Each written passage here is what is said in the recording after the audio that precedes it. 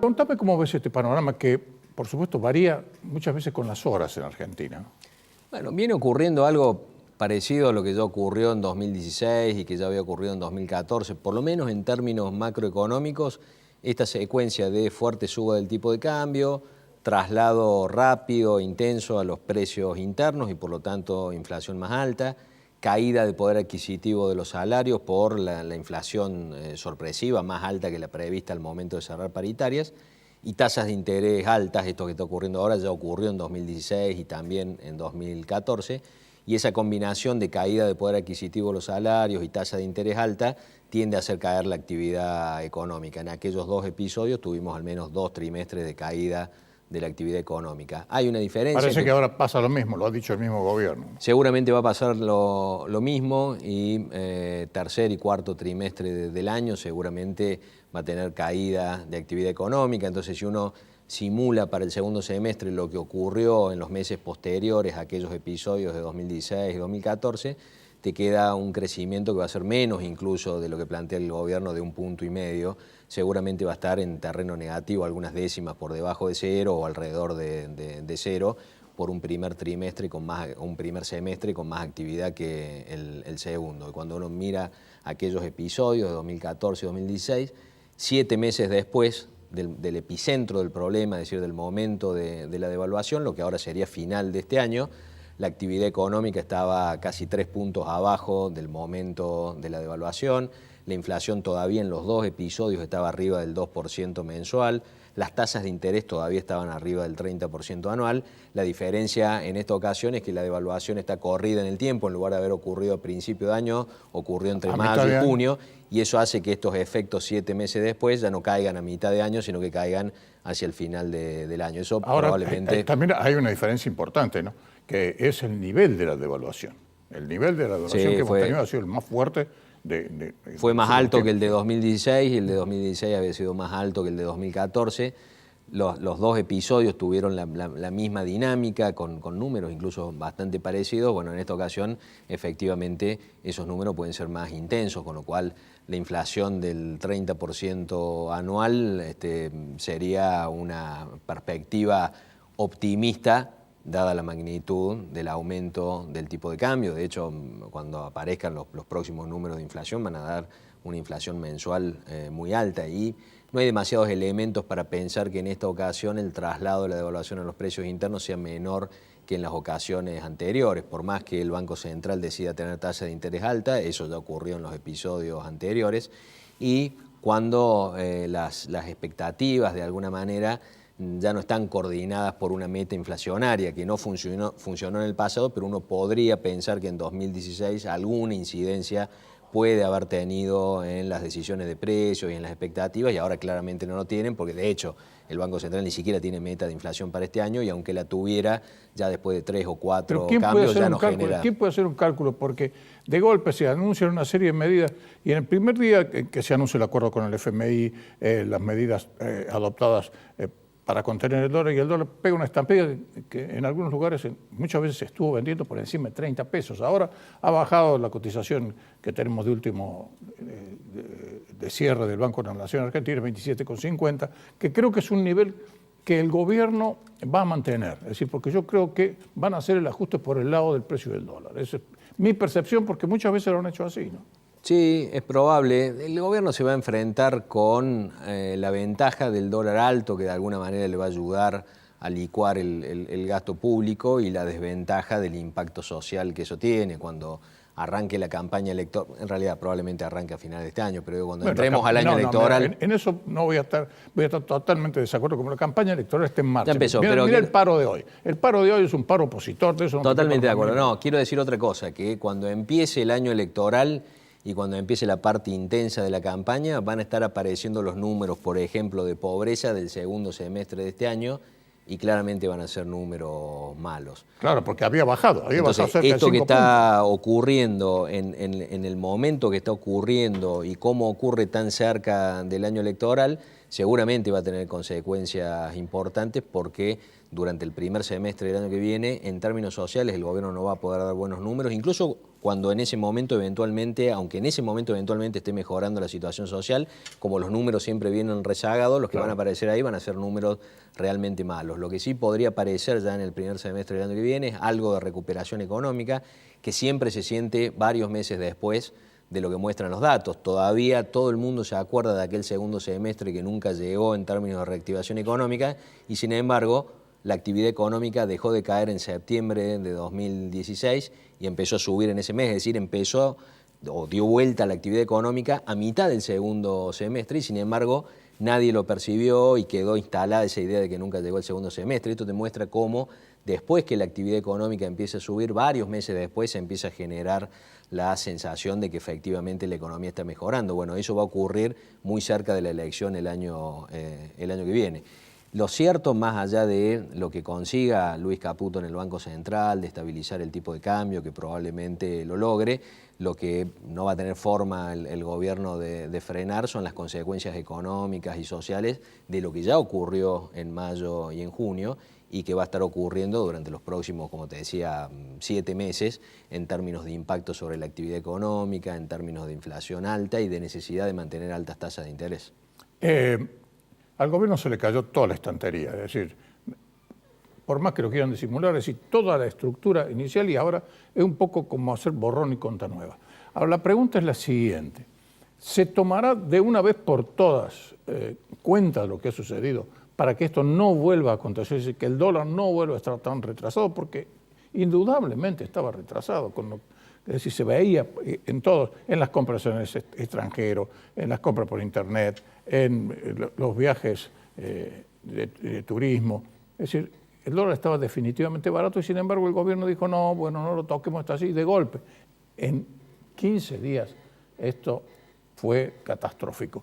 Y la pregunta es, con estas medidas que se han tomado, con el apoyo del Fondo Monetario Internacional, con la declaración de Argentina como país emergente, ¿se tomará cuenta para sentar bases de que esto en definitiva no vuelva a acontecer en el país, que seamos en eso una nación normal, previsible? Es muy difícil saber cuánta cuenta tomó el gobierno de lo que ocurrió. En principio cabría esperar que haya entendido la elección, pero después las cosas siguen. Dante Sica es un tipo, y los jóvenes, es decir, yo he conversado con ellos muchas veces, son personas con los ojos bien abiertos.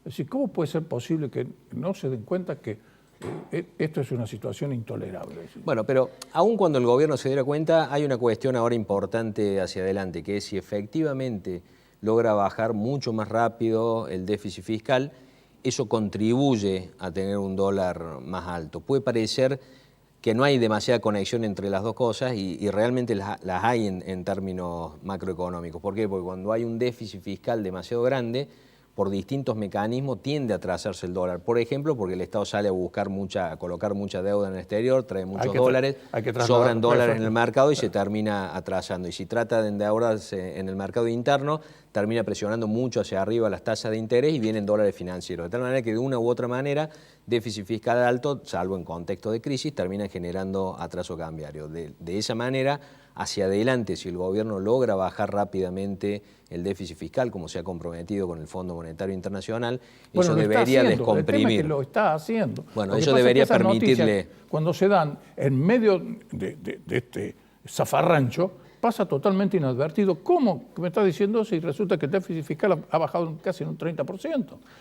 Pero, sí, hasta ahora en gran parte del periodo de esta administración nacional venía bajando el déficit primario, pero no el déficit financiero total, porque lo que subían eran los pagos de intereses, y el déficit fiscal total, el financiero, es el que te genera la necesidad de endeudamiento y la entrada de dólares financieros. Eso es lo que ahora cambiaría drásticamente en la medida en que el gobierno cumpla lo que ha comprometido con el Fondo Monetario Internacional. Entonces ahí sí, hacia adelante, podríamos tener un dólar que se atrase menos en comparación con lo que viene ocurriendo en los últimos años. Entonces es probable que hacia adelante se mueva al ritmo de la inflación y tal vez un poco más, y eso permita recuperar algo de competitividad. Mientras tanto, este dólar genera beneficios para algunos sectores que requieren un dólar más alto, el sector exportador, el sector de servicios basados en el conocimiento, que tienen mucha mano de obra, que con un dólar alto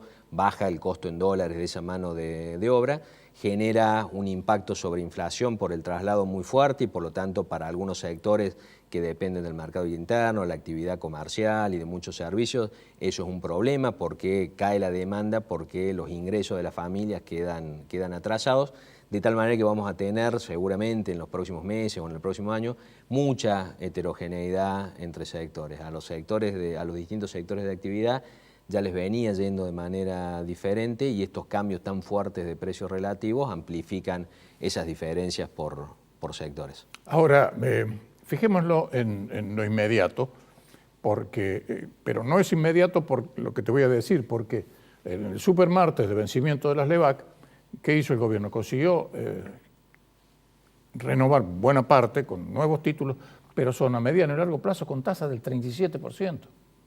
Es decir, seguimos teniendo esa espada de Damocles de intereses altísimos, ¿no? Sí, eso es consecuencia de haber mantenido el déficit fiscal tanto tiempo, entonces por distintas vías generaba mucha emisión de dinero, ya sea prestándole el Banco Central directamente al Tesoro o comprándole los dólares que traía el Tesoro Nacional cuando iba a colocar deuda justamente para no pedirle prestado al Banco Central, pero igual le vendía los dólares. Esa fuerte emisión generó mucha colocación de letras, de LEVACs, de deuda del Banco Central para sacar ese dinero de circulación y además muy concentrado en el corto plazo porque el Banco Central cometió el error durante más de un año y medio de creer efectivamente que la inflación ya bajaba al mes siguiente drásticamente y por lo tanto colocaba mucha deuda a corto plazo. Y todos los meses surgía alguna excusa de por qué ese mes la inflación había sido más alta de lo esperado y se postergaba entonces ese pronóstico, se corría ese pronóstico de baja de inflación al mes siguiente y todos los meses colocaba deuda a muy corto plazo. Ahora hay que acomodarlo y requiere validar tasas de interés altas. Eso a mí directamente cuando yo veía eso, y lo hemos tratado varias veces en este programa, era algo infantil. En un país con la historia inflacionaria, es decir, vos naciste con inflación. Sí, claro. Yo cuando nací todavía no, una moneda de 5 centavos servía muchísimo tiempo y el signo de on costaba 50 centavos, ¿me entendés? Bueno, pero después, a partir del momento que la inflación se instaló, el país vivió merced a la inflación, hubo gobernantes que dijeron un poco de inflación siempre es bueno. Lo decía el propio Kirchner, estamos todos locos. Bueno, y decir que lo íbamos a bajar drásticamente. Mira, lo consiguió Cavallo una sola vez con el tema de la convertibilidad y después se enamoró de eso y así terminamos. Ese es el tema. Lo que pasó el año pasado con esa expectativa de baja rápida de inflación que llevó a esta decisión equivocada del Banco Central es pensar que en Argentina la economía funciona como en los libros de texto. Y en el libro de texto vos subís la tasa de interés y la inflación baja. Entonces acá estaba el pronóstico de como el Banco Central subió la tasa de interés, el mes que viene la inflación tiene que bajar. Y si no baja, bajará el mes siguiente, y si no baja, el siguiente. Y si la realidad no coincide con la teoría, la que está equivocada es la realidad. Y obviamente la que está equivocada es la teoría. Cuando tenemos inflación crónica, como tenemos de hace tanto tiempo, de 2 dígitos, se activan otros mecanismos, lo hemos hablado decenas de veces acá, se activan otros mecanismos que no son monetarios y que le dan cierta estabilidad a la inflación. Salarios que suben porque suben los precios, precios que suben porque suben los salarios. Entonces, durante el año pasado, de hecho, cada vez que nos encontramos acá, planteamos que la inflación era improbable que bajara, pero como gran parte de los economistas y los propios economistas del Banco Central creían que efectivamente la inflación iba a bajar inminentemente, era el pronóstico del 1% de inflación mensual que se fue corriendo en el tiempo, llevó, entre otras cosas, como te decía, esa decisión equivocada del Banco Central, colocar mucha deuda a corto plazo. Ahora, cuando tenés que salir de esta situación donde todos los meses te está venciendo un monto demasiado grande de LEVACs y tenés que estirar esa deuda, tenés que convalidar tasas de interés altas y ese es el problema. De todas maneras,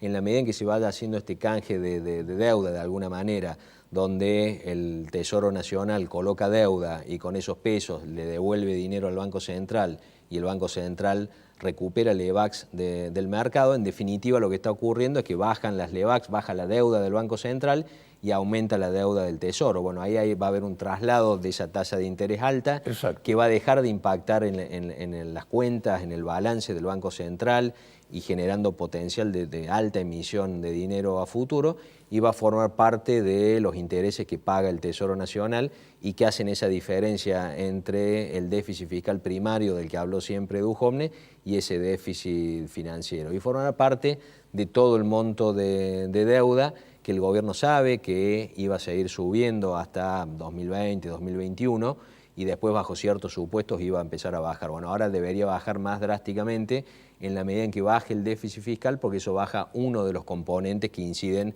sobre la relación de la deuda contra el PBI. En la teoría efectivamente es así, veremos en definitiva qué sucede. Lo más importante es ver si esta declaración, que es una noticia muy buena, esta declaración de economía emergente, nos sirve para traer de una vez por todas inversiones genuinas, o por lo menos que se apoye a las empresas y nuestras, sobre todo las sociedades anónimas que cotizan en el extranjero, que puedan contar con un capital genuino para poder crecer, ¿no? Sí, efectivamente, eso debería beneficiar a un grupo de 10, 12 empresas que pero que son las que mueven gran parte del mercado. Sí, entre ellas tenés algunos bancos, eso les puede permitir capitalizarse y seguir creciendo, y hay distintas alternativas, obviamente, para dar crédito, pero en la medida en que eso implique más crédito para las empresas, eso claramente sería positivo. Ese es un dato favorable para la economía argentina, pero economía que viene en estos últimos años con muchos problemas y muchos problemas de precios relativos, y de alguna manera estos 2 años en algún punto se han perdido. Si es que, como vos decías al comienzo, al gobierno no le fue bien con su política económica y de alguna manera está casi en foja cero porque está replanteando su política. Estamos empezando, económica. estamos como Sampaoli, que dice que a partir de hoy, es decir, que a partir de mañana el Mundial empieza de nuevo. Creo que viene peor eso. Sí, porque ha cambiado todo, ¿no es cierto? Fundamentalmente porque había un auge de créditos hipotecarios, pocas unidades para vender, y de golpe viene este golpe que hace que el metro cuadrado que se cotiza en dólar haga que muchas operaciones se hayan caído, ¿no? Así es, efectivamente, para entender todo esto que está ocurriendo, es importante tener en cuenta que el mercado inmobiliario, especialmente en Córdoba, está bien segmentado. El inmueble de segunda mano sigue básicamente cotizando en dólares, el propietario de un inmueble exige dólares, algo que esté muy apurado, pero exige dólares, claro. E incluso está dispuesto a esperar para sostener el valor en dólares del inmueble. En cambio, el inmueble de primera mano, el que hacen los desarrollistas, en general está en pesos, viene desde el comienzo del cepo cambiario, que los desarrollistas decidieron empezar a manejar los precios en pesos, porque a fin de cuentas tienen costos en pesos, y la lógica del desarrollista es menos mantener el valor en dólares, que es el desafío que tiene el propietario, que de hacer girar el negocio y seguir rotando y seguir vendiendo y hacerse de liquidez para seguir construyendo.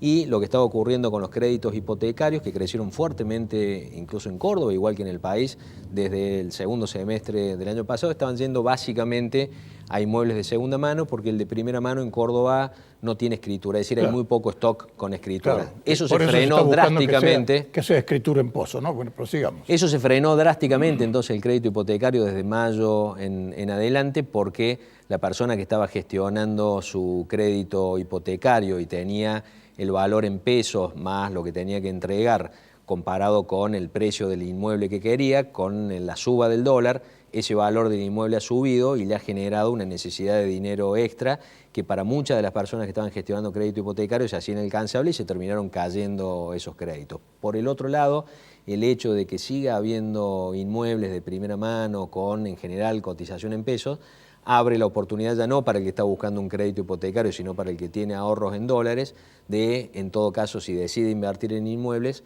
poder comprar más metros con sus dólares, aprovechando que hoy el dólar está alto y que todavía ese dólar alto no se ha trasladado totalmente al costo de construcción y por lo tanto a los precios en pesos de los inmuebles. De tal manera que hay situaciones ahí muy diferentes, oportunidad para invertir dólares en inmuebles y un momento que no es el mejor para un crédito hipotecario para comprar un inmueble de segunda mano. Claro, pero estamos pensando siempre, históricamente en la Argentina, invertir en ladrillo fue negocio, siempre.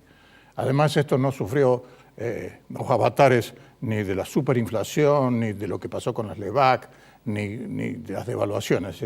El ladrillo valió siempre por ser ladrillo, ¿sí? Y por estar plantado. Y sobre todo en momentos en que sigue habiendo una necesidad muy importante de vivienda. A lo mejor no acompaña de la misma manera proporcionalmente un alquiler, por ejemplo, de ese capital, pero el capital sigue existiendo.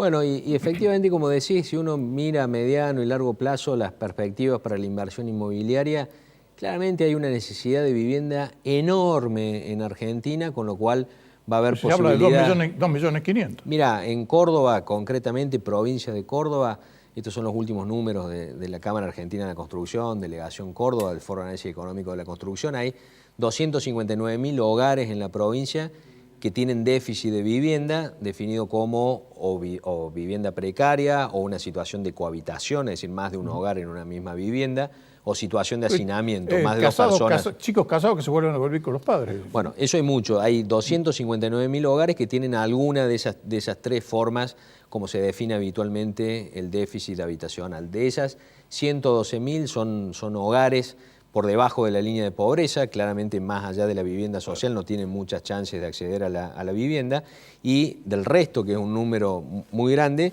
tiene situaciones diferentes, incluso algún segmento en el que hay que pensar bien qué hacer porque no califica para vivienda social y probablemente se le haga difícil el acceso al crédito hipotecario. Pero además de eso tenés otras 300.000 hogares en la provincia de Córdoba que, si bien no tienen déficit de vivienda, es decir, no requieren atención prioritaria de las políticas públicas, no son propietarios de su vivienda, y en un país que en general las familias aspiran a tener la vivienda propia por un montón de motivos. Bueno, ahí hay otro mercado interesante, importante para quienes estén pensando en invertir en inmuebles, porque sin lugar a dudas demanda va a haber. Además, estos números que te estoy dando son la foto de hoy, cuando obviamente por crecimiento demográfico esto va aumentando en la medida en que la construcción de viviendas no le siga el ritmo al crecimiento demográfico, que es lo que ha ocurrido en los últimos años, y por eso este enorme déficit. Por eso también en algún momento va a volver el crédito hipotecario, porque claramente... Pero primero se tiene que estabilizar todo. Se tiene que estabilizar la economía, sin dudas.